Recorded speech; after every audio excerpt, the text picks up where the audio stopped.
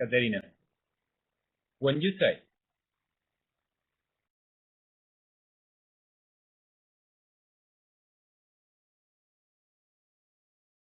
Bien. Bienvenido a todos y muchas gracias a Dukascopy por darme la posibilidad de compartir este seminario web con todos ustedes. Espero les sea de utilidad. En este webinario nos enfocaremos en los conceptos básicos y fundamentales para poder diseñar, compilar y ejecutar una estrategia muy fácilmente. No se pretende hacer una guía exhaustiva sobre Visualj Forex, sino una guía sencilla y rápida que cualquiera con mínimos conocimientos en Forex pueda aprovechar. Al diseñar una estrategia en Visualj Forex, básicamente deberemos manipular bloques. Muchas gracias, Nuon. Ya sea para condiciones, manejo de indicadores, abrir operaciones, etc. Y deberemos unir estos bloques entre sí a través de las entradas y salidas de los mismos. Es una representación del flujo del código programático de una estrategia. Y seguramente Visualj Forex está inspirado en los diagramas de flujo para quien conoce este tipo de representación. Para iniciar, ingresamos en Visualj Forex. Veremos que está en inglés, pero no es problema porque son pocas las cosas que deberemos recordar y ya son nombres muy vistos de otras herramientas y o sistemas.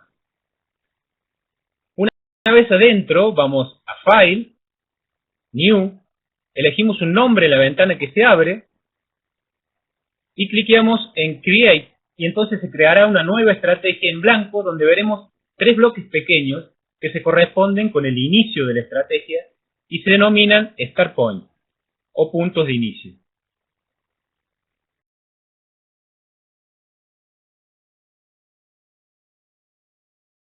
Muy bien. Acá los vemos.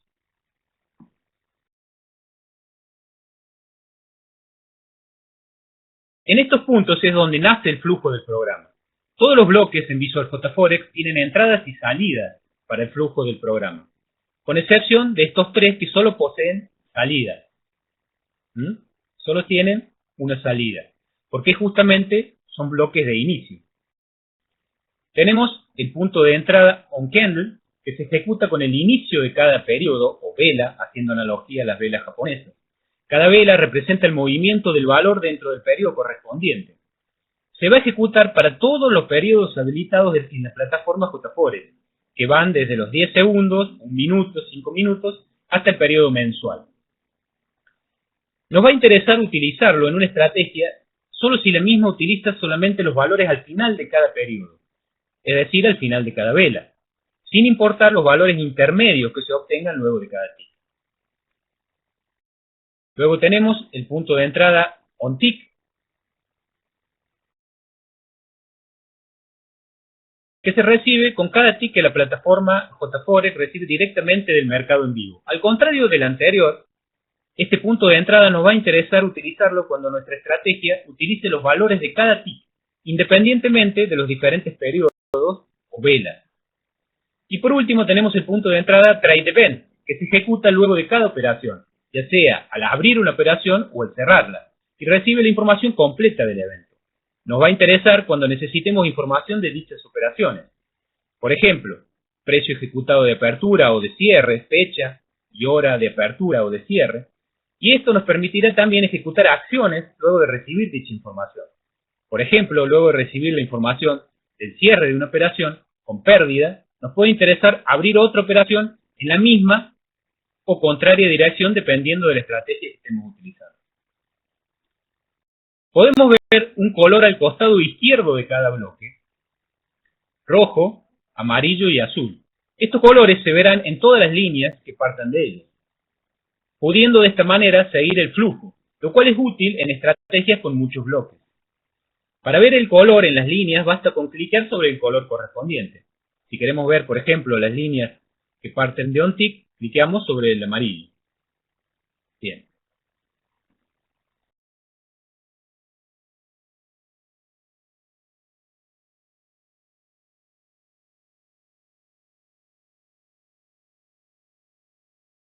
Los siguientes bloques que vamos a ver son los bloques condicionales. El comando if, muy conocido para quienes conozcan de programación, es el que representa este bloque que podemos encontrar en el costado derecho de la ventana de Visual JForex, en el repositorio. Como todos los bloques, lo único que tenemos que hacer para usarlo, es arrastrarlo sobre el espacio de trabajo. Representa básicamente una condición entre dos valores que deben ser del mismo tipo para poder compararlos. Si intentamos comparar valores de distinto tipo, Visual JForex no nos va a dejar. Lo veremos más adelante cuando veamos variables, pero fíjense que tienen el mismo color. En este caso amarillo, porque son instrumentos, y en este caso verde oscuro, porque son números enteros. Y esto nos indica que son del mismo tipo las variables o los valores, ¿no? En este bloque tenemos una entrada para el flujo, acá arriba, por ahí ingresa el flujo del programa, y vamos a tener 2 o 3 salidas. 2 en el caso que estemos comparando igualdad entre dos variables. En ese caso tendremos una salida para distinto, que significa que el primer valor o variable es distinto del segundo. Tendremos una salida para igual, que significa que el primer valor o variable es igual que el segundo. Si estamos comparando, por otra parte, como en el otro ejemplo, valores numéricos, además del igual tendremos el menor, que significa que el primer valor o variable es menor que el segundo, y el mayor, que significa que el primer valor o variable es mayor que el segundo.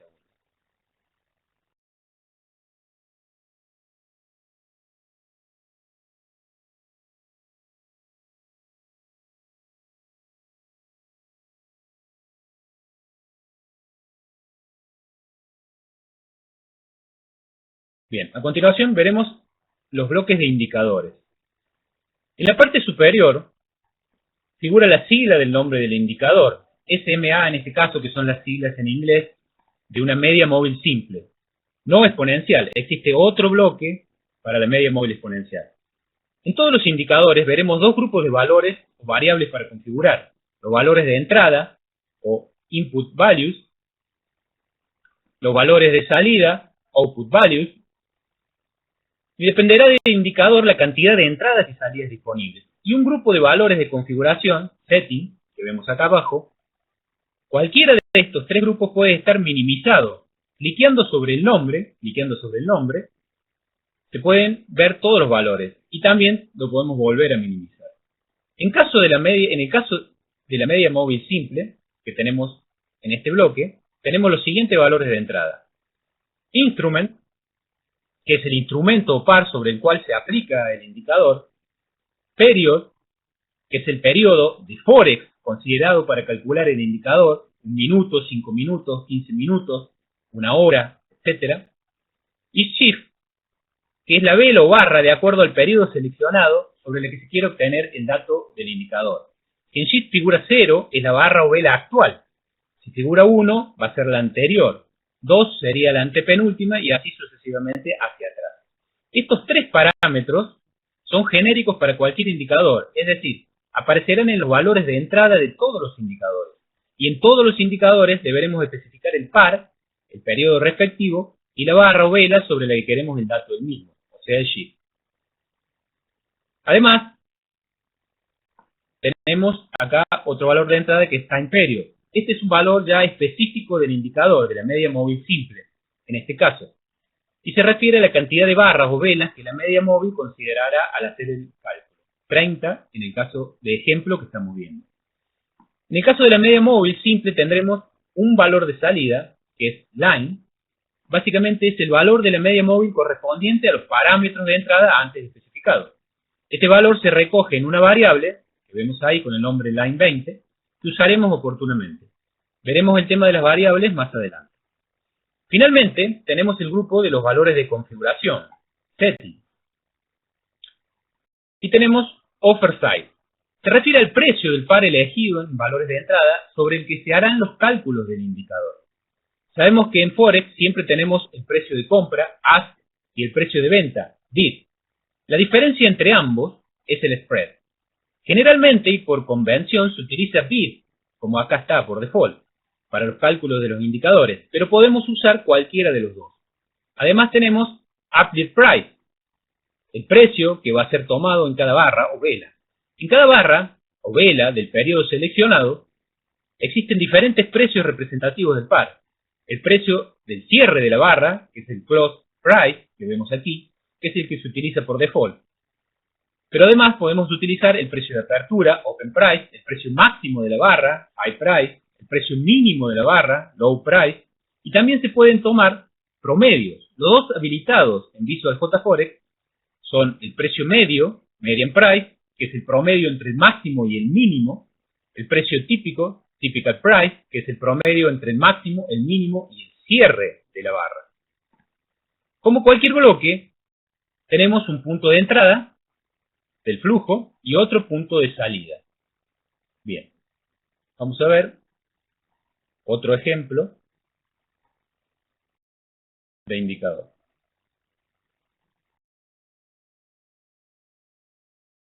Bien, en este caso se trata del MACD, un indicador muy conocido.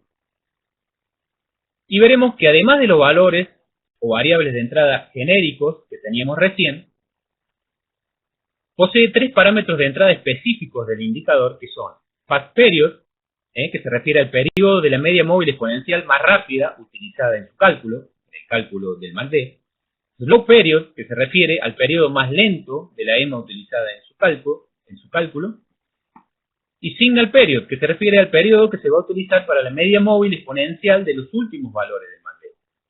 En cuanto a los valores de salida, en el caso del MACD tenemos tres. El MACD propiamente dicho, el MACD signal, que es el valor de la media móvil exponencial de los últimos valores del MACD anterior, y el MACD hit, que es histograma, es a su vez el valor de la diferencia entre el MACD y el MACD signal. A su vez estos tres valores se alojan en una variable creada para cada uno, ¿verdad? Bien.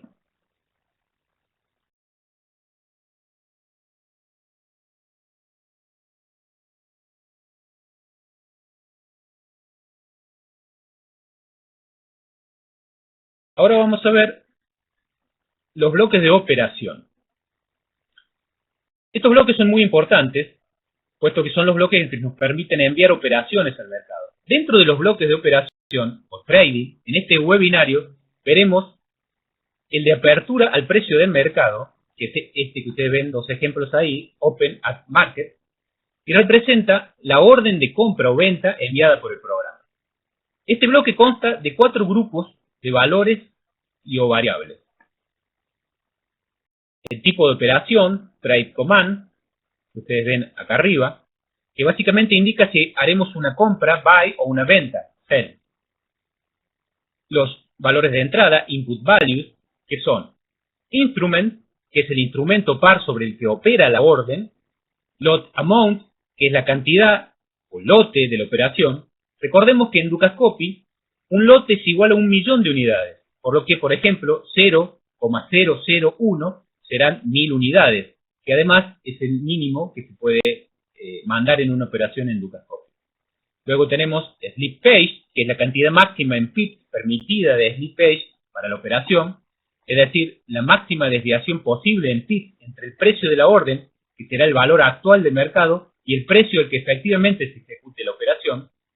Luego tenemos Stop Loss, que dependiendo de la configuración que veremos más adelante, puede ser la cantidad de pips hasta donde se sitúe el Stop Loss o el valor concreto, el precio del Stop Loss. Y Take Profit, al igual que el anterior, dependiendo de la configuración, será la cantidad de pips desde el precio de apertura hasta el precio del Take Profit o el valor concreto del Take Profit deseado.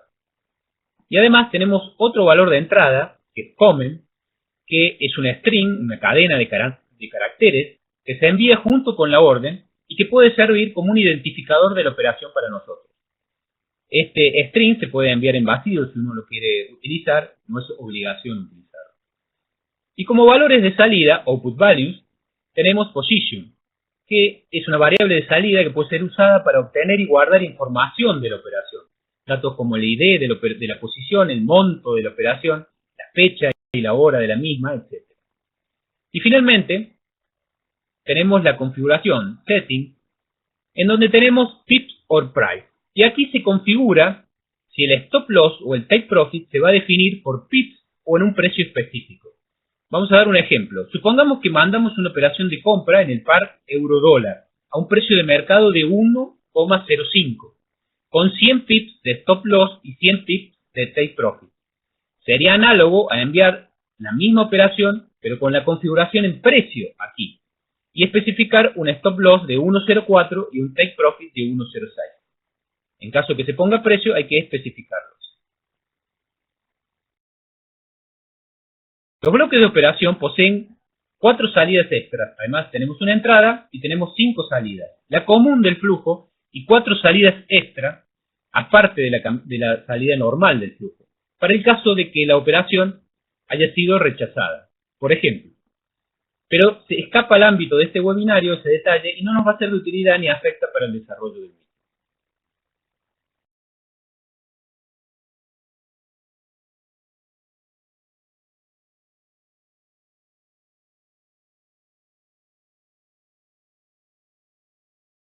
Bien, ahora vamos a ver las variables. Los datos de programa se guardan en variables. Tenemos, por ejemplo, definidas las variables creadas por el usuario, que son las user variables, las variables creadas en forma automática para los valores de salida de los indicadores que vimos recién, por ejemplo, que son las auto-created variables, las variables por defecto, que vamos a ver más adelante, default variables, las variables referidas a la cuenta, account, como el equity total, el apalancamiento de la cuenta, etc. Las variables referidas a la información de las posiciones, position info, las variables referidas a la última operación realizada, trade event, las variables referidas a la última barra o vela registrada, on candle, esto para cada periodo desde 10 segundos hasta un mes, ¿verdad? Y las variables referidas al último tick, on tick.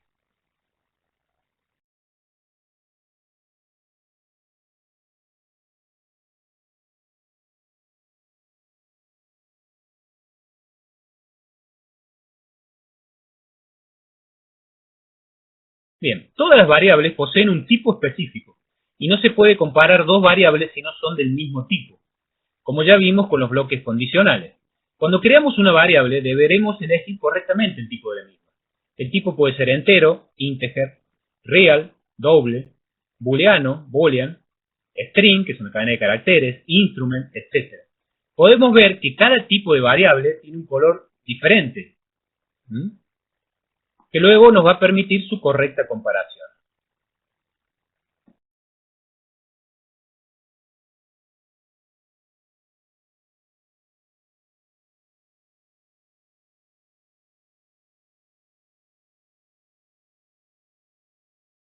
Hablamos recién de las variables por defecto, previamente definidas. Estas variables nos ayudan en la elaboración de una estrategia, ya que al menos una de cada una de estas variables deberemos definir para cualquier estrategia. Por supuesto que podemos definir nuestras propias variables prescindiendo de las por defecto. Las variables por defecto son default instrument, que básicamente es el instrumento par por defecto a utilizar en la estrategia, default trade amount, que es el monto o lote por defecto a utilizar cuando se abre una operación, default slip page, que es la cantidad máxima de diferencia permitida por defecto entre el precio fijado en una operación y el precio efectivamente ejecutado, default stop loss, que es la cantidad de pips por defecto para configurar el stop loss de nuestra operación, default take profit, que es la cantidad de pips por defecto para configurar el take profit de nuestra operación. Notar que las últimas dos variables solo serán útiles si la configuración del bloque de operación está en pips y no en precio. Y además tenemos default period, que es el periodo por defecto que usaremos en nuestra estrategia. Podemos editar todas estas variables simplemente haciendo clic derecho sobre ellas, clic derecho sobre cada una, eligiendo Edit Variable. Entonces se nos abre la ventana que vemos aquí y podemos elegir el valor de inicio que elijamos en Start Value. En este caso estamos editando la variable por defecto Default Instrument y podemos elegir, acá está elegido euro-dólar, pero podemos elegir cualquier par que deseemos como instrumento por defecto.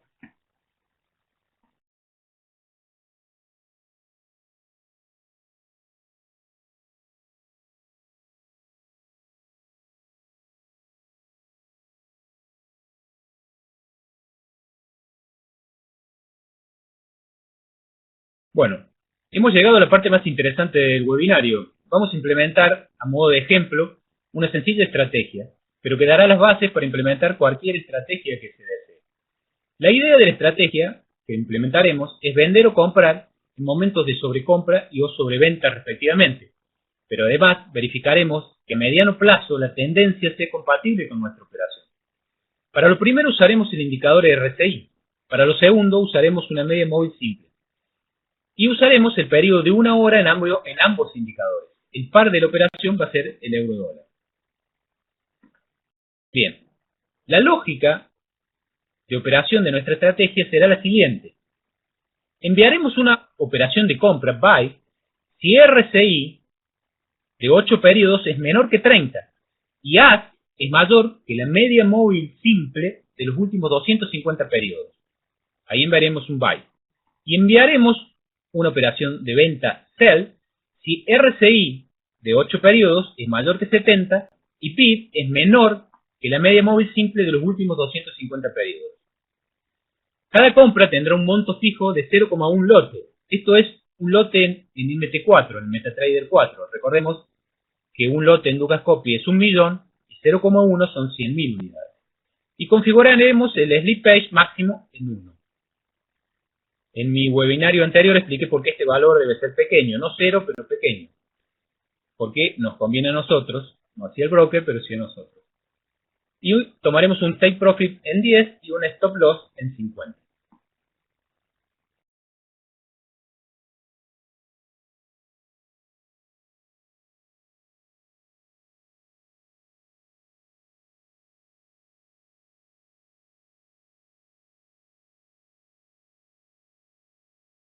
Bien, como la condición para comprar o vender pudiera suceder en cualquier momento, nos va a interesar controlar la condición con cada tick, por lo que usaremos el punto de entrada on tick que vemos aquí.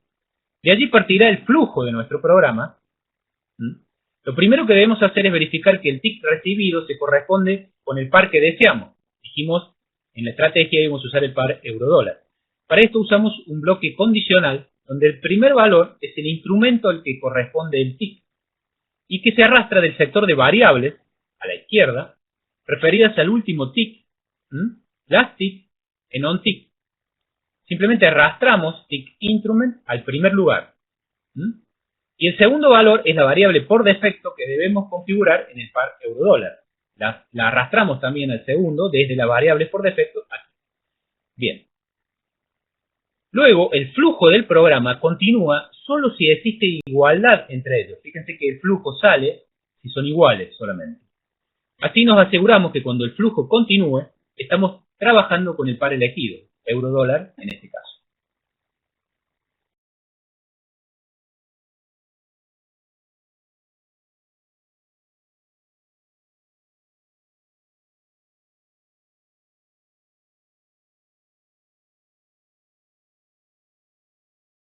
Bien.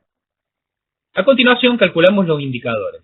No importa el orden, simplemente los ponemos uno delante del otro, unidos por el flujo. Como vemos, inicia por acá el flujo, los unimos y sale acá el flujo. Usamos el instrumento por defecto, así como el periodo por defecto, dejando el shift en 0 para ambos indicadores, como vemos. El time period, que es específico de cada indicador, será 2.50 para la media móvil, como dijimos, para la media móvil simple, y 8 para el RSI. Como variables de salida se nos autocrearon dos variables, line 20, que vemos aquí, para la media móvil simple, y out 11 para el RSI. Deberemos tenerlas presentes para más adelante.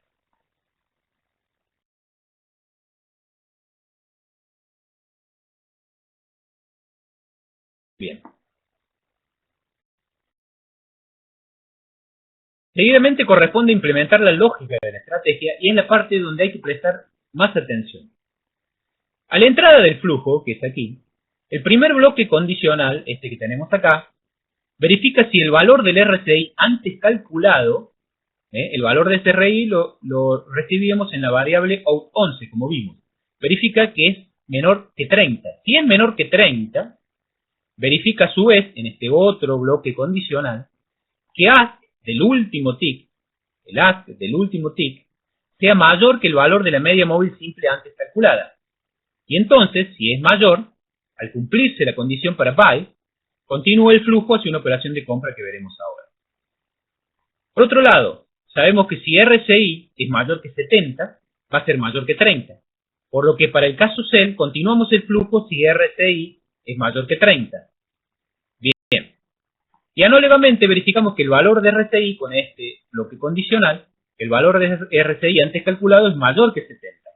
Si es así, se verifica que el bid del último tick sea menor que el valor de la media móvil simple antes calculada, que lo recibimos acá en line 20.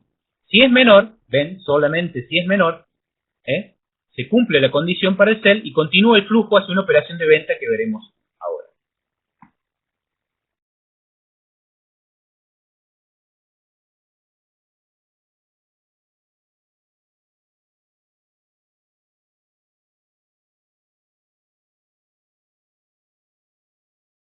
Finalmente, solamente nos falta implementar las órdenes correspondientes cuando se cumplan las condiciones de la lógica de la estrategia. Para ello usamos dos bloques de operación Open at Market, como vemos acá. Uno para el caso buy y otro para el caso sell, conectando cada uno con el flujo correspondiente. Recordar haber configurado todas las variables por defecto usadas, el instrumento, el monto, el strip page, el stop loss y el take profit, de acuerdo a lo que nosotros diseñamos en la estrategia. Bien, con esto estaría lista nuestra estrategia y solamente nos quedaría compilarla y probarla.